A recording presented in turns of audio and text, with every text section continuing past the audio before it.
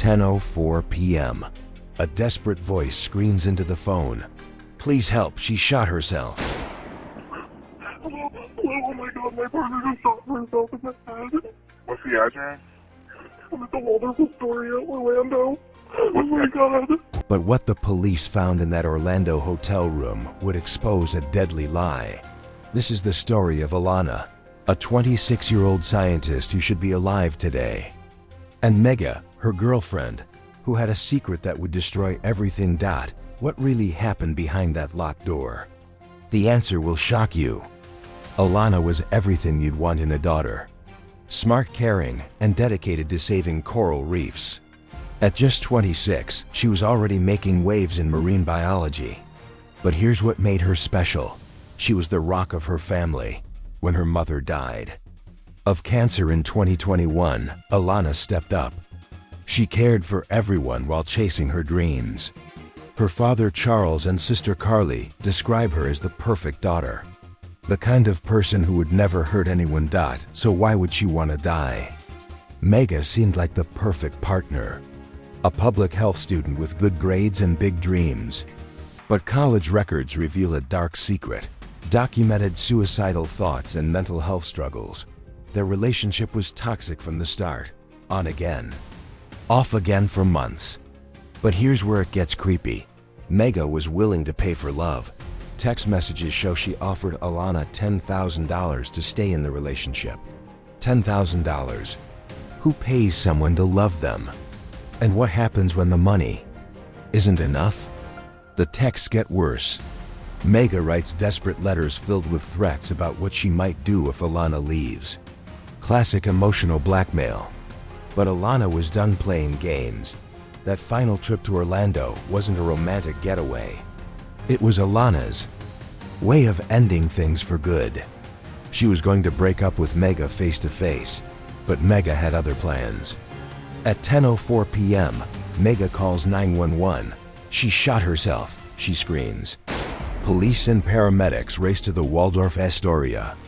They find Alana bleeding on the bed, barely alive. At first, everyone believes it's suicide. Why would Mega lie about something so horrible? But as investigators look closer, nothing makes sense. The gun is wrapped in a towel. Who wraps a gun before shooting themselves? And here's the kicker. The towel has 2 bullet holes, not 1. The forensic evidence destroys Mega's story piece by piece. Alana was right-handed, but the bullet entered her left temple. Try shooting yourself in the left temple with your right hand. It's almost impossible. The autopsy reveals the shot came from a distance, not pressed against her head. What suicide victim holds the gun away from their head? But the most damning evidence? Mega's DNA is all over the gun and the safe where it was stored. Not just a little DNA, a lot. Is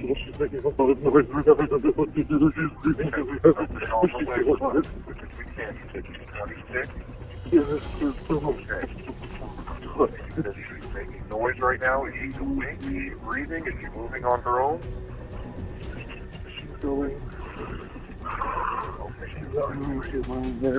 Here's what seals Mega's fate, her search history.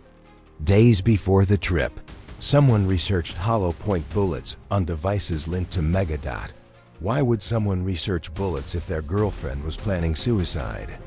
Unless they weren't planning a suicide at all. The pieces fall into place.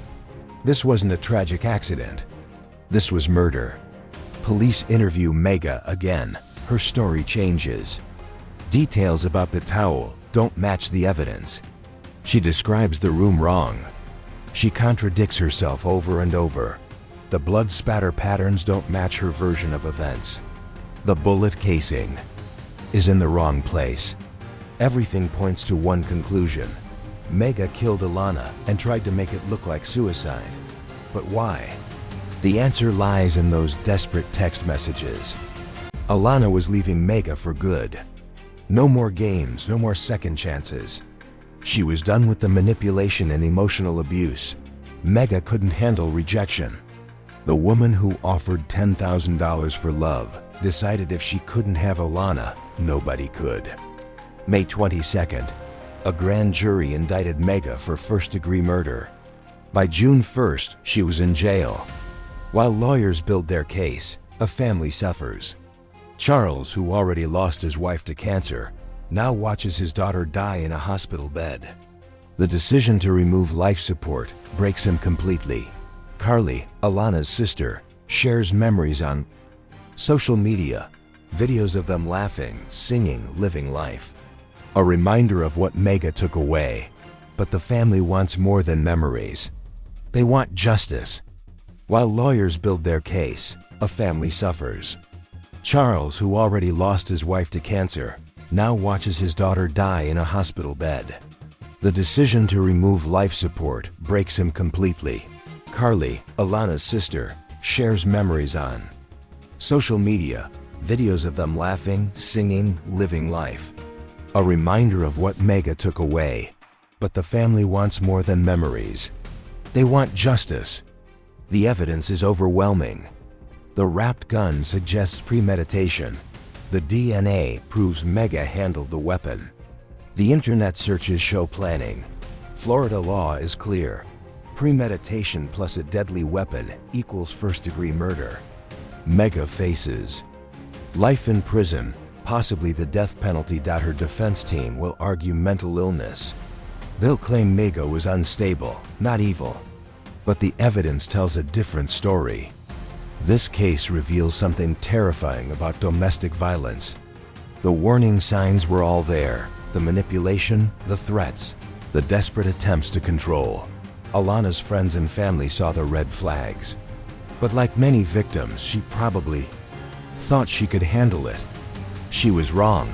How many other relationships follow this same deadly pattern?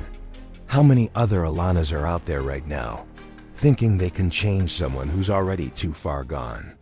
The gun that was used, it belongs to you. Where do you keep that at? Anytime I bring it anywhere, I have a safe. So it goes in the safe, locked with the keys on my keys. Like, she knows all about it. Oh, so you have a safe like it with you? And look at this, yeah. As the trial approaches, questions remain. Will the jury see through Mega's lies?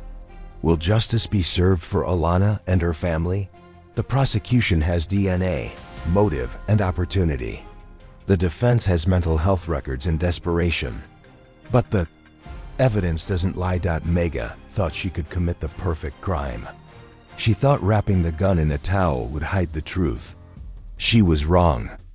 The family has asked for privacy, but they've made one thing clear. They want justice. They want Alana remembered not as a victim, but as the brilliant scientist she was. The woman who dedicated her life to saving coral reefs. The daughter who cared for her dying mother. The sister who always put family first. Mega tried to erase all of that with one bullet. But Alana's legacy lives on. The truth about that night in Orlando is simple. A jealous girlfriend couldn't handle rejection. So she planned and executed a murder, then tried to cover it up. The wrapped gun, the DNA, the internet searches, they all tell the same story. Mega killed Alana in cold blood. Soon, a jury will decide her fate. But one thing is certain, Alana deserved better. She deserved to live, to love, to continue her important work. Instead, she became another victim of domestic violence. Another life. Cut short by someone who claimed to love her. The case continues. The family mourns. And somewhere, Alana's work protecting coral reefs remains unfinished. But her story serves as a warning. Love should never come with threats. And when someone shows you who they really are, believe them. Because for Alana, the warning signs were there. The question is, will we learn from her tragedy, or will there be more victims like her? The answer lies with us.